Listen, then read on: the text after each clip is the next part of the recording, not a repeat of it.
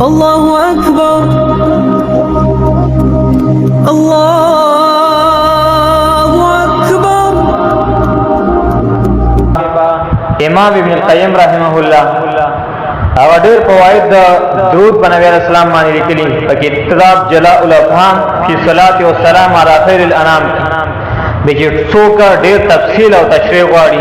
هغه مراجعه دا کتاب ته وکړه د مستقل کتاب په دیوان لیکلي په درود او په سلام باندې په نبی اسلام باندې درود او سلام وي څنګه به وي هغه شان لیکلي دا یو د بریلیانو درودي نو ځنې درودونه بریلین د ځان وای هغه د ځان اساس کړي او په ځنې ځینو کې درود چې نه نقلال ته نه وي اب کی وہ مسئلہ دا مثلا د نبی صلی الله علیه وسلم نوم چې کوم دی دا په اذان کې دی اذان کې په اذان کې ورسوي بیتا درود نشته او د اذان نه وروسته بهشتري سنت دي اذان کې مثلا نسی ویل شي اشهد ان محمد رسول الله زمیر اسلام تذکرہ وشو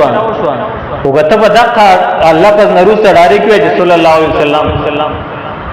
نو دا وستانه ایجاد کړدا بدعت نه دا اذان چې مکمل کله ختم شو لا اله الا الله محمد رسول الله خلق او ثبتی زوی محمد رسول الله دای په سر ځان لګا محمد رسول الله په لا اله الا الله په اخره کې نشتا او دا تذکرہ د نبی اسلام په دې میز کې شوی دا کما دروس چې کله اذان مکمل ختم شو په تیز نه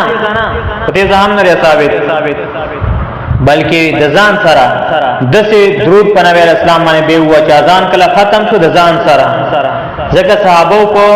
د اذان سره په واسطه نه دی ویلي هغه په تیز اذان کو حضور او په تیز نه دی ویلي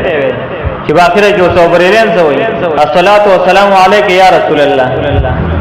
او یا حبیب الله او په تیز په اذان کې وای او مخکې د اذان نه وای دا او ایجاد کړدا بدعت دی بلکې نبی صلی الله علیه وسلم باندې درود وی اذان کی تذکرہ اعلی هغه ته په اخیره کې کله چې اذان مکمل ختم شو او تا د سپیکر بٹن اف کړ او تر روان شي دا قضیه کې برزان سره درود وی دا سنت دی وی نبی صلی الله علیه وسلم باندې درود الله أكبر الله